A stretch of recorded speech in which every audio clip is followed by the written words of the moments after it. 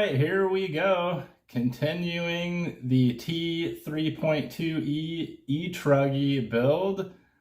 This video is going to follow along on bag 6 in the manual, and it's going to complete the pillow ball suspension.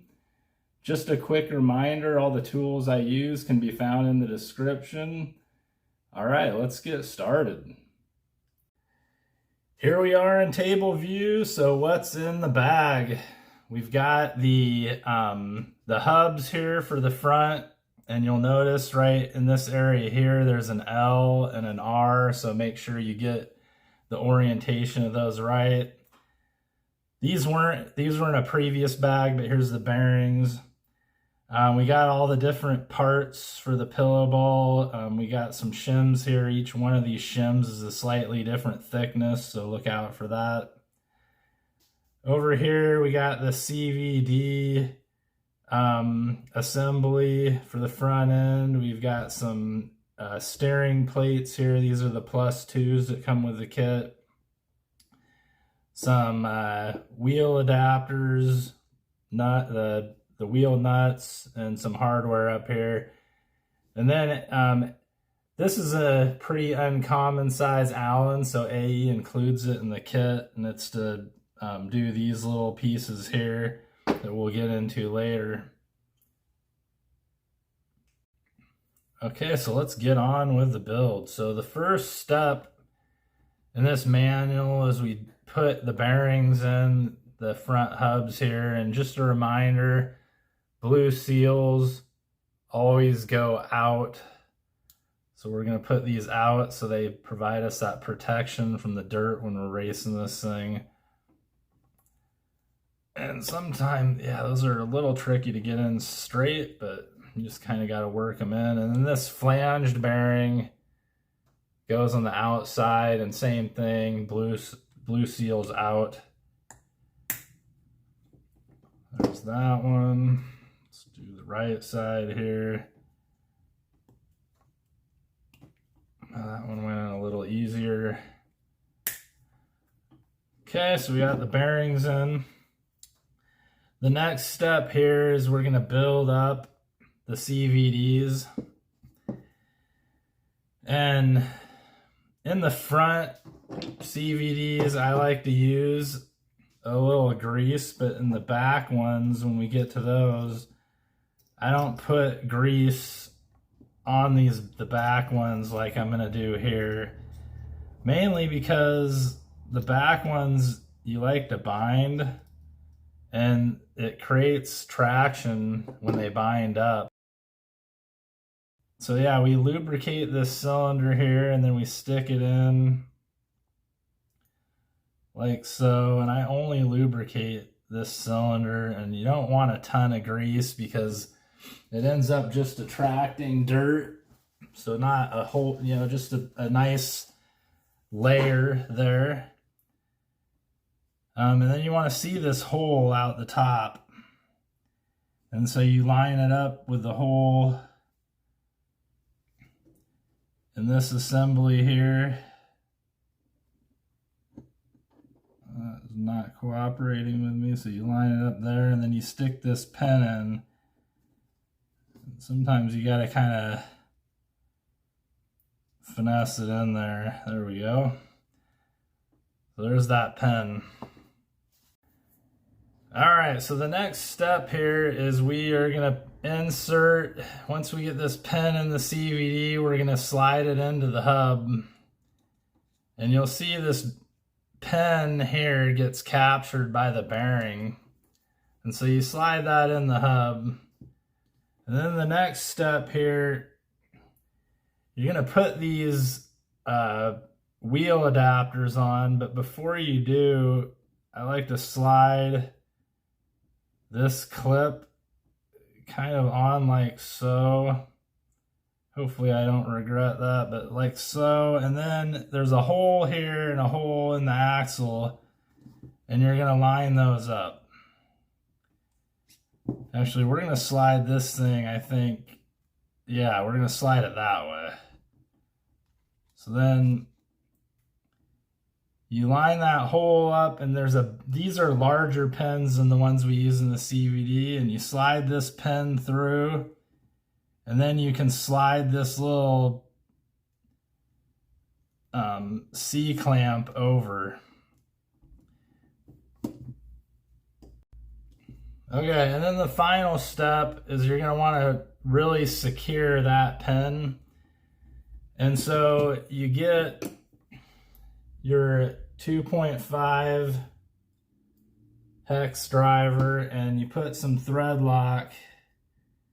And I would say you can be a little bit more generous on these ones.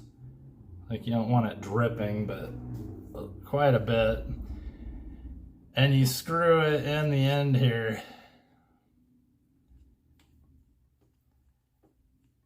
And once I get it tight, then I take, this is an e-buggy wheel, but you can take any 8 scale wheel that you got and hold this thing and give it a generous cranking. It doesn't have to be like gorilla tight, but pretty tight. And then we just check everything. It's spinning freely. It feels good. All right. So I'm going to go off camera and I'm going to finish this side and then we'll come back. Okay, so we got both these hubs completely built now, and you can see everything's moving freely on them. Okay, and then I put them, again, there's a left marker here, so I put the left on the left, the right on my right.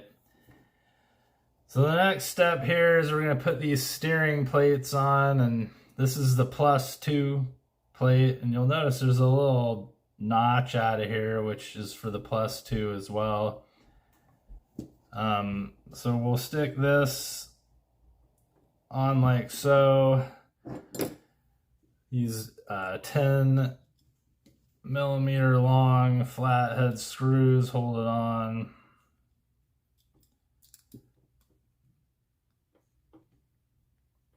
We'll get this one started.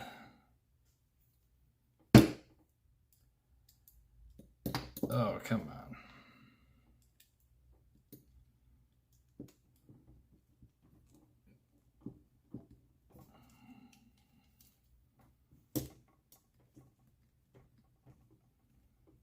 There we go. Got that one started. This one's a little...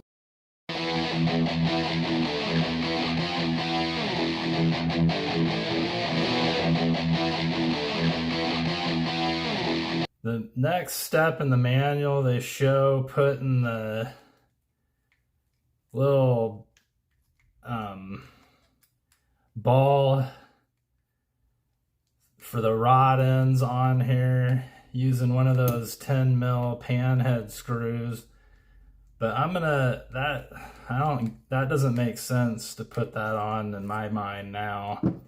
So I'm talking about this little thing here for the rod end and the steering. They put it on right here with these screws, and I'm just going to put these screws aside, and we'll do that at the end once we get this assembly on the car. So the hubs are all done. The next step here is we're going to start putting the pillow balls together. All right, so the next step here is doing these pillow balls. And as what I can tell you is these get really difficult to install. And it's also critical that they get installed into here where they're straight. And so I like to, before I actually try to put these on, I like to thread these in and start them just with the pillow ball. And I like to make sure they go in really straight. And that can be a little tricky sometimes.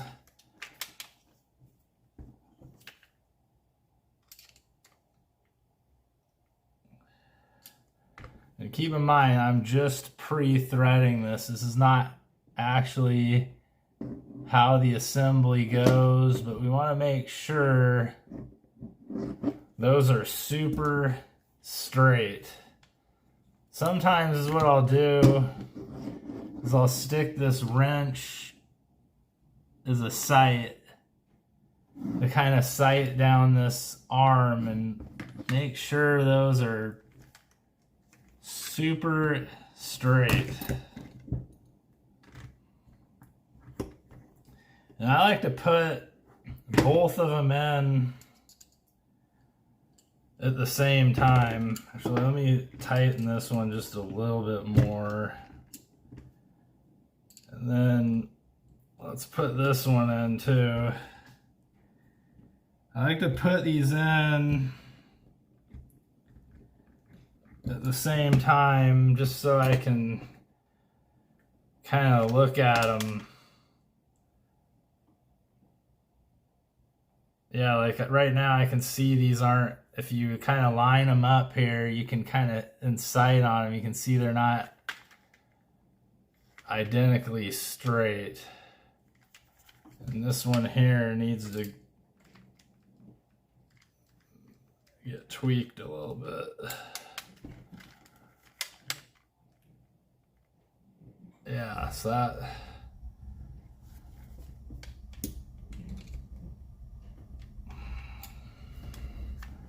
to me,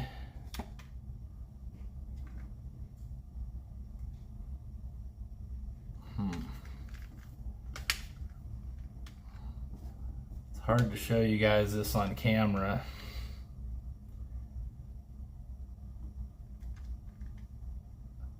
Those look pretty darn good. Sometimes I get a little too anal retentive with things, but these cars can be finicky, and so it's good just to be extra precautious. I feel like this one,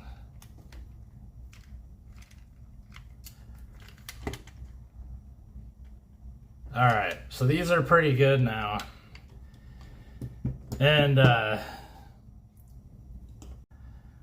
right, so for getting these threaded on a little bit more, I don't go all the way because it gets really hard. Really, you need to grease these threads when you finally put it in. But I have this, my speed tips for the gyro, and I have this handle that lets you put them in either side, and this thing really helps. If you don't have this, just bring these in enough to where you get them started and you can get them on once you have all the assemblies together. And so I just bring it in and out, you know, not all the way, just enough. Actually, this is not super hard at this point. Just want to get them threaded. And so we're going to do that for this one, and we're going to go do these other two, and then we'll come back. All right, so now we got these arms all pre-threaded. Just going to make our life much, much easier when we install this. And so the next thing I'm going to do, so I don't forget these little collars, I'm going to stick them on one side right now. Just make sure those go all the way in. They'll hit this little ridge when they're in. Same thing with this side. There we go. And then we'll take it the left side here. These pillow balls, they go in the hub, and then you thread them on. But before I do that, I'm gonna get some grease and like coat this on the end a little bit, because these get hard to install. It's a big thread and pretty deep, so it gets hard to install them. So I like to put a little grease on the tip here. And we'll do one at a time, so we'll do the top. Let's start that. I'm gonna try to feed this dog bone in the out drive too. Don't forget to feed that dog bone in, because man, it's gonna be irritating if you don't. And just make sure you're going in straight, which we are. Oh, and you know, the other thing don't forget is the camber washer, which I just forgot. So if you're looking at the manual here, the manual uses the medium shim on top and the smaller shim on bottom. So we're gonna put that medium size shim on here. And now put this in. And let's feed this dog bone so I don't forget that. Get some grease on this one. Like so. And I'm just gonna rub that grease so we get it all the way around and it's not excess. And I really needed to thread it through here and then stick it on. So I was binding up, and yeah, that was not good. So let's try this again. So you feed the dog bone under the sway bar, like so. Okay, this is gonna be a little more tricky now. There we go. Feed that dog bone in. There we go, that's much better.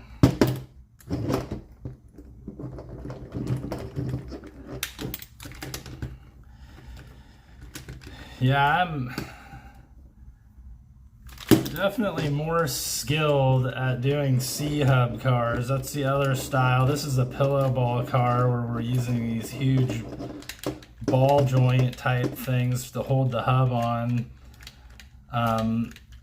The more traditional cars use a C-hub, which you know, is similar to an RC10 or an RC10B, any of the B series cars, and also the B74 series. Those are all C hubs.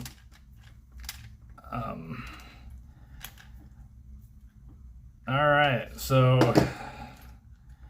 there we go. We got this on here now. So then the next step for these cars is you put this little black cushion in here, and you can see there's a cup for the ball, so that goes into the ball. And this essentially takes up this slop. And you put one of those in, and you grab one of these blue screws with the cup goes in, and so the flat sticks out. And these can be a little bit tricky to get to go in straight.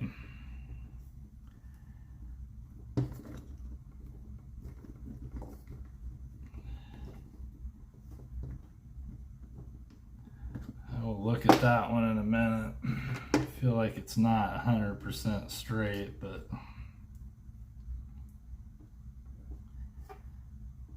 I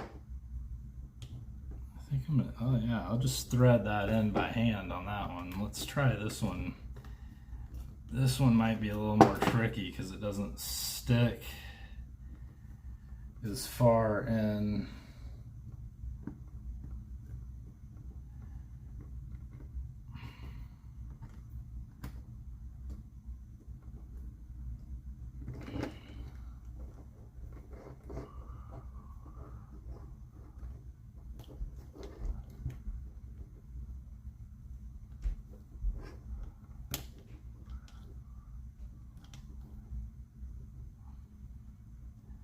Yeah, these are a little bit deceiving on what straight is. I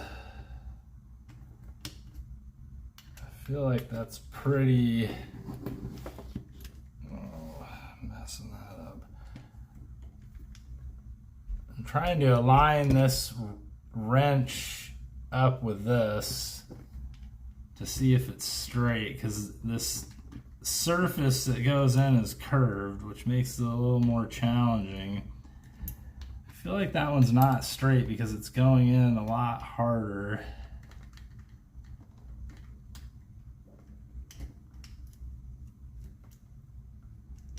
Then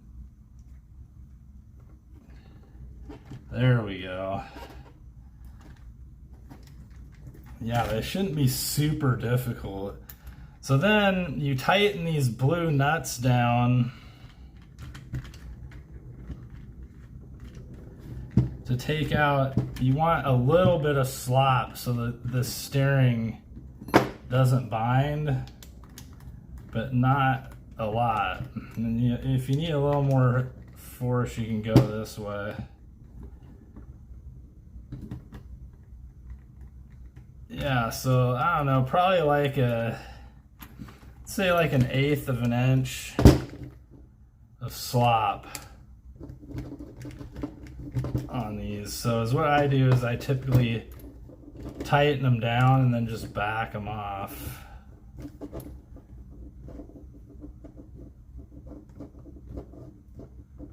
I don't know if you guys can see that. These will get dirt in them, so you want to give a little bit of slop. Let's see here if we can.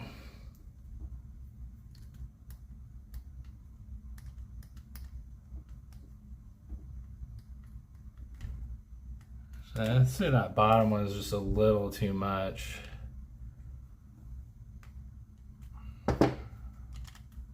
There we go.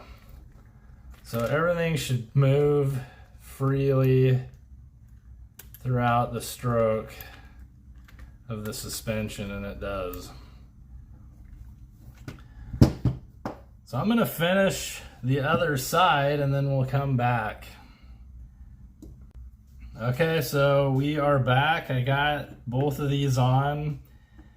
I will confirm that putting these little blue inserts in, the best way to get them straight is to push them, kind of push them in and have them sit to where they, they're bottoming out on the threads, and then just turn it by hand, and you can kind of feel the threads as you turn these by hand and get them in the proper threads, because this thing is already tapped with threads. So start these by hand and then come in with the supplied wrench to tighten them to the proper tightness, and just again a little bit of slop in these so everything turns freely. And here we got the drive line, everything's feeling good, suspension's moving. I always like to check everything as I build and make sure there's no binding, and if you see binding, you kind of know what caused it if you keep on checking as you go. Okay, one thing I did notice when I was putting these hubs together, there's a little set screw. You can see there's a hole right here, and there's a little set screw that goes in there. And I will tell you that this is a new set screw for me. I've never seen a kit that has this.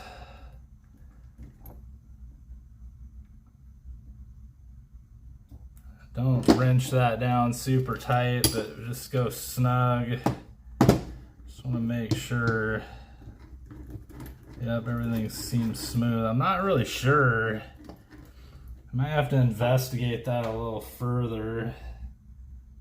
It almost seems like